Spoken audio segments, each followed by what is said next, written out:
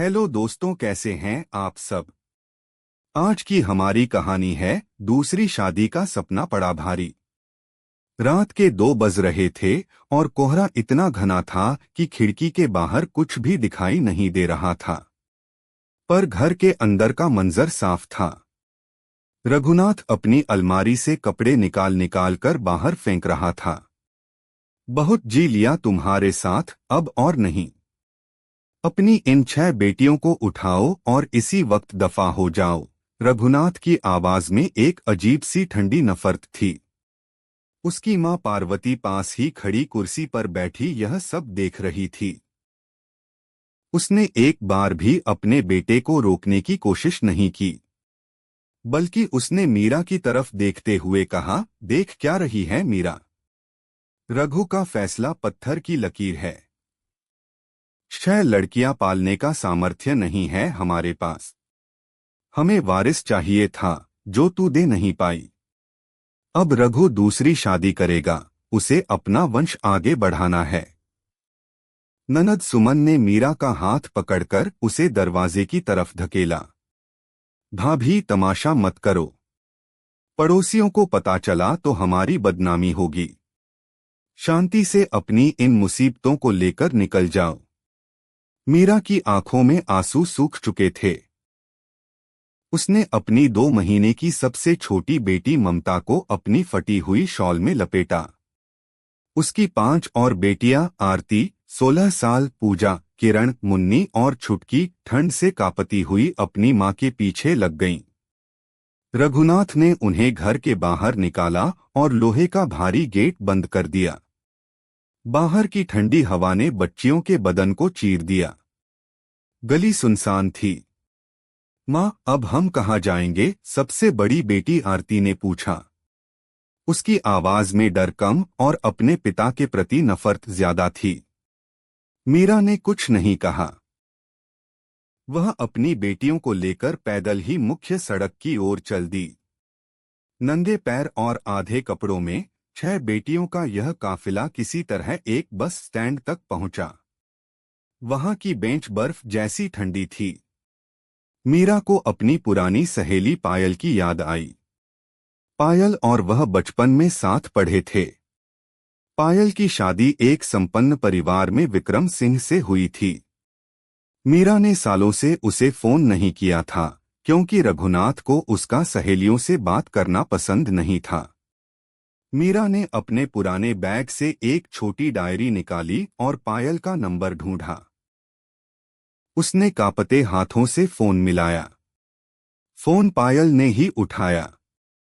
Hello. कौन? पायल की आवाज में नींद की खुमारी थी। पायल, मैं मीरा बोल रही हूँ। मीरा की आवाज निकलते ही वह फफक पड़ी। मीरा, तू इतनी रात को? क्या हुआ? पायल घबरा गई। पायल, उसने हमें घर से निकाल दिया। मैं अपनी 6 बेटियों के साथ बस स्टैंड पर बैठी हूँ। यहाँ बहुत ठंड है। मेरी बच्चियां बीमार पड़ जाएंगी। हमें बचा ले पायल। पायल दूसरी तरफ सन्न रह गई। फिर उसने संभलते हुए कहा, तू घबरा मत मीरा। मैं अभी विक्रम, अपने पति, को जगाती हूँ। तू बस वहीं रुकना, अपनी जगह मत छोड़ना। हम आ रहे हैं। मीरा ने फोन रखा और अपनी बेटियों को अपने पास समेट लिया। उसे नहीं पता था कि आगे क्या होगा, पर उसे इतना यकीन था कि उसकी सहेली उसे इस नरक में अकेला नहीं छोड़ेगी। करीब 20 मिनट बाद दूर अंधेरे को चीरती हुई एक गाड़ी की लाइटें दिखाई दीं। एक बड़ी सफेद गाड़ी उनके सामने आकर रुकी। गाड़ी का दरवाजा खुला और पायल दौड़ती हुई बाहर आई। उसने जैसे ही मीरा की हालत और उन छोटी छोटी बच्चियों को ठंड से नीला पड़ते देखा, उसकी आंखों में आंसू आ गए। मीरा, ये क्या हाल बना लिया तूने? पायल ने मीरा को गले लगा लिया। गाड़ी से एक रौबीला और शांत स्वभाव का आदमी उतरा। वह विक्रम था। विक्रम ने बिना कुछ कहे अपनी जैकेट उतारी और सबसे छोटी बच्ची को गोद में ले रही आरती के कंधों पर डाल दी। गाड़ी में बैठिए आप लोग, यहाँ रुकना ठीक नहीं। विक्रम की आवाज में एक ऐसी गरिमा थी जिसने मीरा को सुरक्षित महसूस कराया। गाड़ी के अंदर की हीटर की गर्मी ने बच्चियों के जमे हुए जिस्मों में थोड़ी जान फूंकी। पूरी राह मीरा खामोश रही, उसकी आंखें बस अपनी बेटियों के चेहरे देख रही थीं। वह सोच रही थी कि जिस आदमी रघुनाथ के साथ उसने 17 साल बिताए, उसने एक पल में सब भुला दिया। और एक सहेली जिससे बरसों बात नहीं हुई, वो आधी रात को दौड़ी चली आई।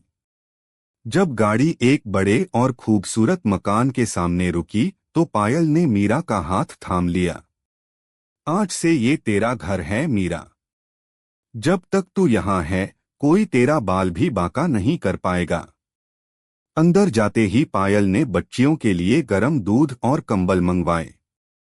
मीरा को एक अलग कमरा दिया गया। जब बच्चियां सो गईं, तो मीरा और पायल ड्राइंग रूम में बैठी थीं। विक्रम दूर खड़ा किसी से फोन पर बात कर रहा था। पायल, मैं बोझ नहीं बनना चाहती। मुझे बस थोड़ा समय दे दे, मैं कहीं काम ढूंढ लूंगी, मीरा ने नीची नजरों से कहा। पायल ने उसका हाथ दबाया। तू पागल है क्या? तू मेरी सहेली है। और वैसे भी विक्रम के ऑफिस में एक भरोसेमंद मैनेजर की जरूरत है। तू पढ़ी लिखी है, तू वहां काम संभालना, अपनी बेटियों को पढ़ाना, उन्हें इस काबिल बनाना कि कल को कोई रघुनाथ उन्हें बोझ कहने की हिम्मत न कर सके। तभी विक्रम अंदर आया। उसके चेहरे पर एक अजीब सी शांति थी। मीरा जी, मैंने रघुनाथ के घर के बाहर अपने कुछ आदमी तैनात कर दिए हैं। वो लोग अब आपको परेशान नहीं करेंगे। लेकिन एक बात याद रखिएगा, कमजोर पड़ना छोड़ दीजिए। जो लड़कियां आज ठंड से कांप रही हैं, कल उन्हें इतना मजबूत बनाइए कि वो खुद अपना रास्ता चुने। मीरा ने खिड़की के बाहर देखा। सुबह का सूरज धीरे धीरे कोहरे को चीर रहा था। उसे एहसास हुआ कि यह सिर्फ एक नई सुबह नहीं थी, बल्कि उसकी और उसकी 6 बेटियों की एक नई जिंदगी की शुरुआत थी। उधर रघुनाथ के घर में सन्नाटा था, पर उसे नहीं पता था कि जिस मीरा को उसने सड़क पर फेंका था, वह अब एक ऐसे हाथ को थाम चुकी है जो उसे उसकी औकात दिखाने की ताकत रखता था। मीरा के लिए यह एक नई जिंदगी की शुरुआत थी, लेकिन संघर्ष अभी खत्म नहीं हुआ था। अब उसे खुद को एक अबला नारी से एक आत्मनिर्भर मां में बदलना था। विक्रम सिंह की हवेली में मीरा और उसकी 6 बेटियों को रहने के लिए घर के पिछले हिस्से में एक साफ सुथरा और बड़ा हिस्सा दे दिया गया था। पायल ने बच्चियों का दाखिला पास के ही एक अच्छे स्कूल में करा दिया। मीरा के लिए यह सब किसी सपने जैसा था, पर उसके मन में एक ही बात कचोटती थी, मैं कब तक दूसरों के सहारे जीऊंगी। एक हफ्ते बाद मीरा विक्रम के पास गई। भैया, मैं खाली नहीं बैठ सकती। आपने और पायल ने जो किया है, उसका एहसान तो मैं 7 जन्मों में नहीं उतार सकती, पर मुझे कोई काम दीजिए। मैं अपनी बेटियों की नजरों में बोझ नहीं, मिसाल बनना चाहती हूँ। विक्रम ने उसकी बात गौर से सुनी। उसने मीरा की आंखों में वह चमक देखी जो हार मान चुकी औरत में नहीं होती। ठीक है मीरा जी, मेरे शहर वाले दफ्तर में रिकॉर्ड कीपिंग और मैनेजमेंट का काम संभालने के लिए मुझे किसी ईमानदार इंसान की जरूरत है। कल से आप वहां आ सकती हैं। मीरा ने कड़ी मेहनत शुरू की। दिन में दफ्तर का काम और शाम को अपनी बेटियों की पढ़ाई। धीरे धीरे उसका आत्मविश्वास बढ़ने लगा। वह दबी कुचली मीरा नहीं थी, जो रघुनाथ की गालियां सुनकर चुप रह जाती थी। उधर रघुनाथ के घर में खुशियां मनाई जा रही थीं। उसकी मां पार्वती और ननद सुमन ने उसके लिए एक नई लड़की ढूंढ ली थी। लड़की के घरवाले पैसे वाले थे और उन्हें पता नहीं था कि रघुनाथ पहले से शादीशुदा है और उसकी 6 बेटियां हैं। देख रघु, कल सगाई है। बस एक बार ये शादी हो जाए, फिर हमारे घर में भी कोई लड़का पैदा होगा जो मेरा नाम रोशन करेगा, पार्वती बड़े गर्व से बोली। रघुनाथ भी अपनी नई जिंदगी के सपने देख रहा था। उसे लग रहा था कि उसने अपनी पुरानी मुसीबतों से पीछा छुड़ा लिया है। लेकिन उसे यह नहीं पता था कि विक्रम सिंह की नजरें उस पर टिकी हुई थीं। सगाई वाले दिन जब रघुनाथ के घर मेहमानों की भीड़ लगी थी, तभी वहां विक्रम सिंह की गाड़ी आकर रुकी। गाड़ी से विक्रम नहीं बल्कि मीरा उतरी। उसके साथ पुलिस की एक टीम भी थी। मीरा को इस नए अवतार में देखकर रघुनाथ और उसके परिवार के पैरों तले जमीन खिसक गई। मीरा ने सूती साड़ी पहनी थी, माथे पर छोटी सी बिंदी और आंखों में गजब का आत्मविश्वास था। तुम यहाँ क्या करने आई हो? रघुनाथ दहाड़ा। निकल जाओ यहाँ से। मीरा ने शांति से पुलिस की तरफ इशारा किया। मैं यहाँ रहने नहीं आई रघुनाथ जी। मैं यहाँ उन 6 बेटियों का हक लेने आई हूँ जिन्हें आपने आधी रात को सड़क पर मरने के लिए छोड़ दिया था। और हाँ, बिना तलाक लिए दूसरी शादी करना कानूनन अपराध है। पुलिस ऑफिसर ने आगे बढ़कर रघुनाथ को वारंट दिखाया। हमें सूचना मिली है कि आप धोखाधड़ी करके दूसरी शादी कर रहे हैं और आपने अपनी पहली पत्नी और बच्चों को घर से बेदखल कर दिया है। मेहमानों के सामने रघुनाथ, पार्वती और सुमन की इज्जत नीलाम हो रही थी। जिस रसूख और खानदान की वे दुहाई देते थे, वह अब मिट्टी में मिल चुका था। रघुनाथ के घर के सामने तमाशा खड़ा हो गया था। जो मेहमान सगाई में आए थे, वे अब कानाफूसी कर रहे थे। जिस खानदान की अकड़ में पार्वती और सुमन मीरा को पैरों की जूती समझती थीं, वही खानदान अब मोहल्ले के बीचों बीच नंगा हो रहा था। रघुनाथ का चेहरा सफेद पड़ गया था। वह कभी पुलिस को देखता तो कभी मीरा को। उसने हड़बड़ाते हुए कहा, साहब, ये औरत झूठ बोल रही है। इसका और मेरा कोई नाता नहीं है। ये बस पैसे ऐंठने आई है। मीरा ने ठंडी मुस्कान के साथ अपने हाथ में थमा हुआ एक कागज पुलिस ऑफिसर की तरफ बढ़ाया। ये हमारे मैरिज सर्टिफिकेट और मेरी 6 बेटियों के जन्म प्रमाण पत्र हैं साहब।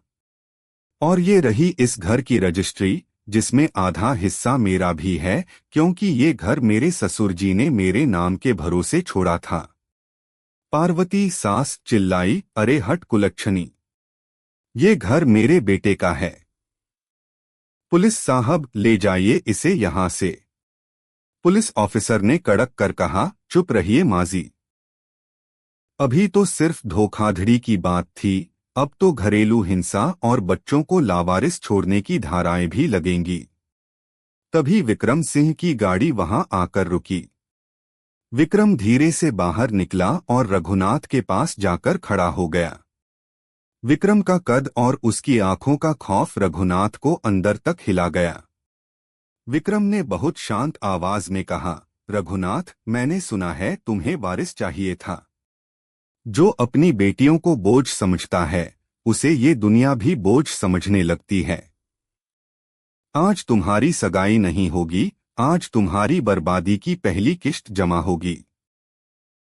पुलिस रघुनाथ को पकड़कर जीप की तरफ ले जाने लगी। जिस ननद सुमन ने मीरा का सामान नाली में फेंका था, वह अब पुलिस के पैरों में गिरकर रो रही थी। लेकिन आज कोई सुनने वाला नहीं था।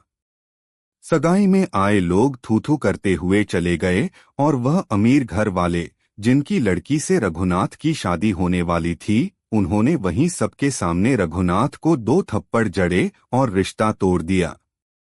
6 महीने बाद मीरा अब विक्रम के ऑफिस में एक भरोसेमंद पद पर थी।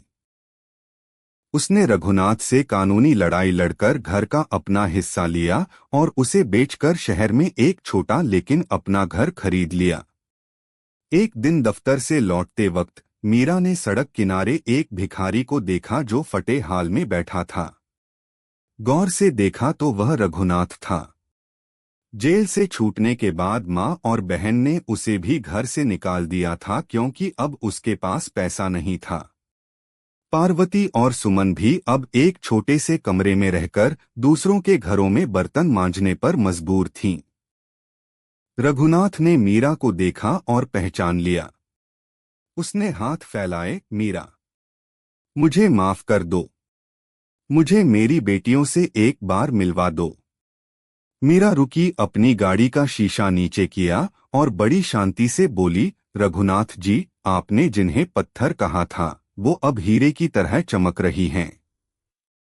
आरती डॉक्टर बनने की तैयारी कर रही है और बाकी सब अपनी पढ़ाई में अव्वल हैं।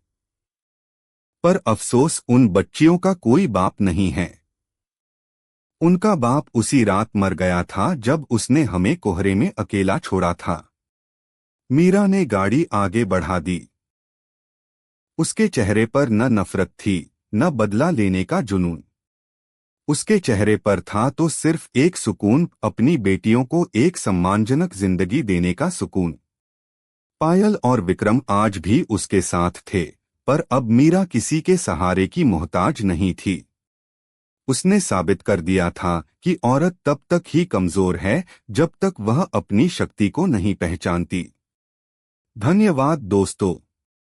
अगर आपको कहानी अच्छी लगी हो तो चैनल को लाइक, शेयर और सब्सक्राइब करना न भूले।